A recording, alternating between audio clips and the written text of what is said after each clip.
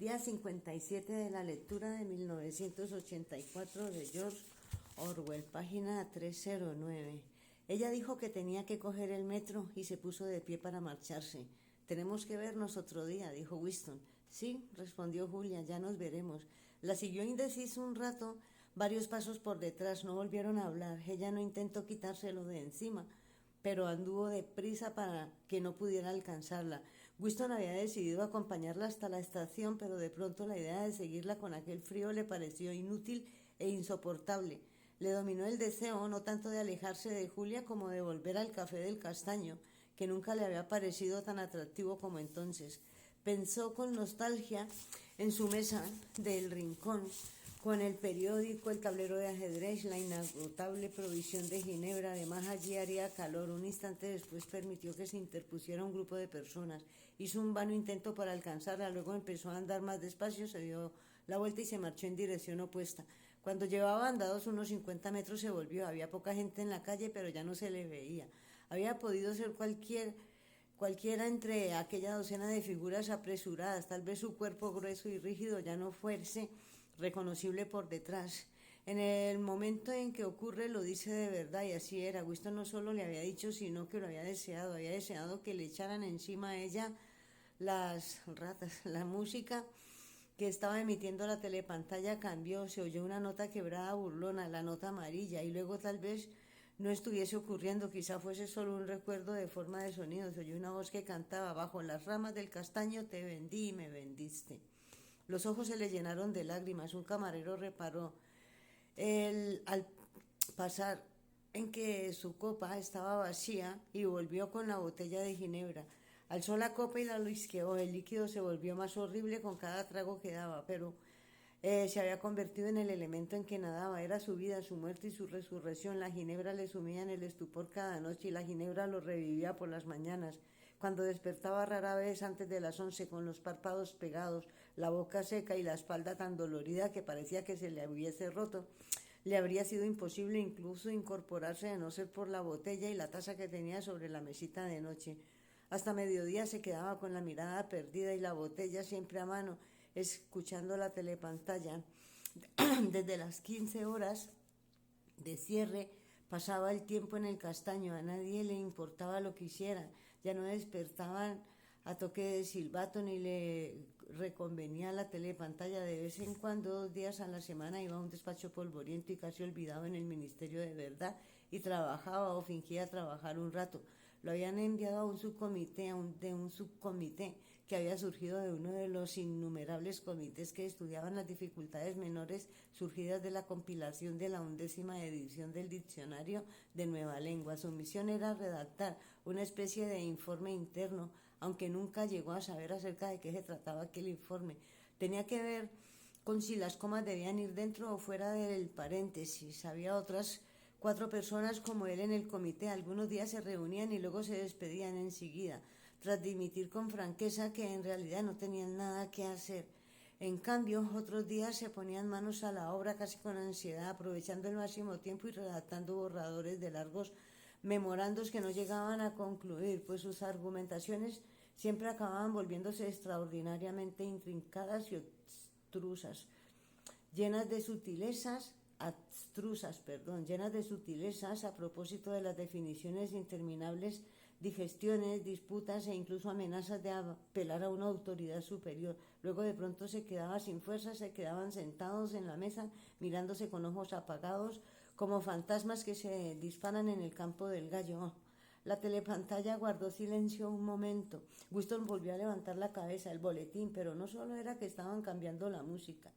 Tenía el mapa de África dibujado detrás de los párpados, veía el movimiento de los ejércitos como un diagrama, una flecha negra que avanzaba verticalmente hacia el sur y una blanca que se desplazaba en horizontal hacia el este y cortaba la otra por detrás. Alzó la vista como en busca de consuelo hacia el rostro imperturbable del retrato. ¿Sería posible que la segunda flecha no existiera? Su interés volvió a decaer, bebió otro largo trago de ginebra, cogió el caballo blanco y probó otra jugada, jaque, pero sin duda no era la indicada, porque involuntariamente un recuerdo flotó hasta sus memorias. Vio una habitación iluminada por una vela con una enorme cama blanca En él un niño de 9 o 10 años estaba sentado en el suelo, agitando un cubilete y se reía emocionado. Su madre estaba sentada enfrente y también se reía. Debía de ser un mes antes de su desaparición. Era un momento de reconciliación en el que había olvidado del hambre que le rodeaba las entrañas y había vuelto a sentir cariño por su madre. Recordaba muy bien aquel día. Fuera llovía cántaros, el agua corría por el cristal de la ventana y dentro apenas había luz para leer. El aburrimiento de los dos niños en la oscuridad del dormitorio resultaba insoportable. Winston lloriqueaba y no paraba de quejarse. Hacía fútiles peticiones de comida, iba y venía por la habitación descolocándolo todo y pateaba los paneles hasta que los vecinos daban golpes en la pared, mientras su hermana lloraba de manera intermitente. Al final su madre le había dicho: si eres bueno te compraré un juguete precioso que te gustará mucho. Luego había salido bajo la lluvia para ir a una tienda que había cerca y que aún abría de vez en cuando, y había vuelto con una caja de cartón que contenía un juguete de la oca. Todavía recordaba el olor del cartón húmedo, era un tablero muy precario y estaba agrietado. Ahí había tallado tan mal los datos diminutos que apenas se sostenían. Winston miró hosco y sin demasiado interés aquel objeto. No obstante, su madre encendía una vela y se sentaron a jugar en el suelo. Poco después estaba de lo más emocionado y riéndose a carcajadas mientras las fichas avanzaban, esperanzadas, y volvían a retroceder casi hasta la casilla de salida. Jugaron 8 partidas y ganaron 4 cada uno. Su hermanita, demasiado pequeña para entender en qué consistía el juego, se quedó apoyada contra un almohadón y se reía contagiada por sus risas. Había pasado la tarde muy felices, igual que en sus primeras infancias. Apartó aquella imagen de su memoria, era un falso recuerdo, de vez en cuando le asaltaban falsos recuerdos, no tenía importancia siempre que supiese que lo eran. Algunas cosas habían sucedido y otras no. Se volvió hacia el tablero del ajedrez y cogió otra vez el caballo blanco. Casi al mismo tiempo lo soltó con estrépito sobre el tablero, dio un salto como si se le hubiera pinchado con un alfiler. Un agudo toque de trompeta había perforado el aire, era el boletín. Victoria. Siempre que un toque de trompeta precedía una noticia era que había producido alguna victoria. Una especie de estremecimiento eléctrico recorrió el café.